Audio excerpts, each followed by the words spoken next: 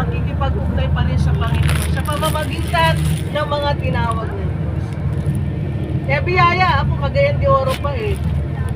Marami din ako doon pwedeng hindi pumunta na makahadlang sa akin. Marami din ako doon pwedeng piliin na mas unahin ko sila. Yung asawa ko, pwede akong doon na lang at mag-alaga sa kanya. Pero hindi po, pinili ko po ang umattend dito. Mindanao po yun. Maraming taga Mindanao sa gawain na yun. Luzon, Visayas, Mindanao, and global yung sa ibang bansa. They consume money.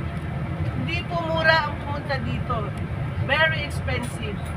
Kaya ako, simple lang akong tao. Ibig sabihin, hindi natin kaya talagang pumunta araw-araw sa Manila. Pero itong okasyon ito ay isang beses lang sa buong isang taon. Kaya di ba yung panganganak, sabi pag-ipunan ng panganganak. Sa ating mga Christian, pag-ipunan ang gawain para sa Panginoon.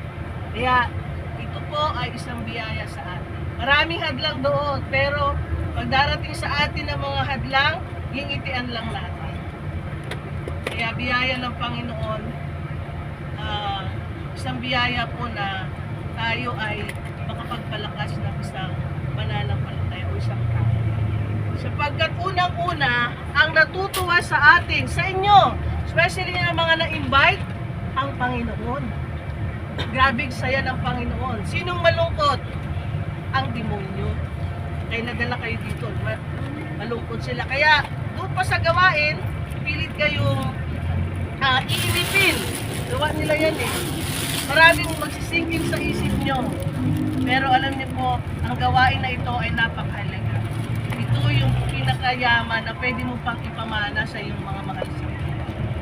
Kaya gawin natin, na para tayo nanonood ng television, na para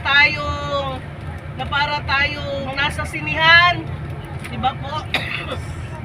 Pag sa sinihan, habang nanukat, tuwa ka, napakasaya mo. Minsan umiiyak ka pa. Pero itong gawain na ito ay patuloy tayong sasaya dapat. Sapagkat magdadala sa atin ito. Because this is a good works of God.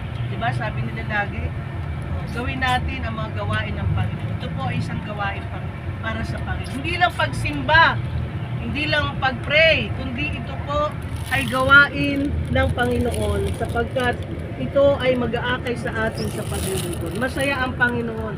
Maraming anghel ang pumapalakpak sa langit. Ang demonyo, si Satanas, ay napakalungkot sapagkat nandito tayo ngayon, magluluwalhati sa Panginoon. Kaya maraming salamat po sa mga invited, sa mga kapatid especially. Ako po si Sister Wilma, or teacher po sa aming lokal. And also I'm an elder sa amin. And also staff po ako sa Cagayan de Oro lokal. What do you mean by staff? Ako po ay sa church na nakatira. Dati hindi. Sa church na po tayo nakatira. Kaya biyaya ng Panginoon na doon masaya ang aking puso sapagkat mas gagawa ang Diyos sa aking mga mahal sa buhay. Kaya basta naglilingkod ka sa Panginoon, sabi sa Bible, aayusin ng Diyos ang iyong mga mahal sa buhay. At yan naman ang aking naramdaman.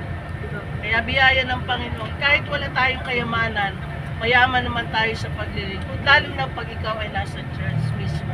Nagtalaga ng buhay. Kaya yung mga nagtatalaga ng buhay, mahal ng Diyos yan sapagkat mas nakakaakay sila ng marami pang nagiging testimony sa lahat. Hindi lang sa pamilya, kundi sa buong mundo. Kaya purihin ang Panginoon, tayo po'y manalangin habang po tayo ay naglalakbay. Dakilang Diyos, maraming salamat po sa inyo na patuloy mo kaming pinagtagumpay. Muli, ingatan mo po ang aming driver, habagan mo po ang kanyang gift ng nanggaling sa iyo. Kaya sa pagmamaneho, ikaw ang mag-drive sa amin. Bagamat gagamitin mo ang aming driver. Ingatan mo rin ang bawat naming kasalubong, ang aming daraanan at sa sasakyang ito ay ingatan mo po sa mga masamang pangyayari. Maging ang aming mga kasama ay pagpalain. At ikaw ang Diyos na buhay na maglaan ng biyaya sa aming patutunguhan hanggang sa matapos ang gawain, patuloy kang magpapala, magpapagaling.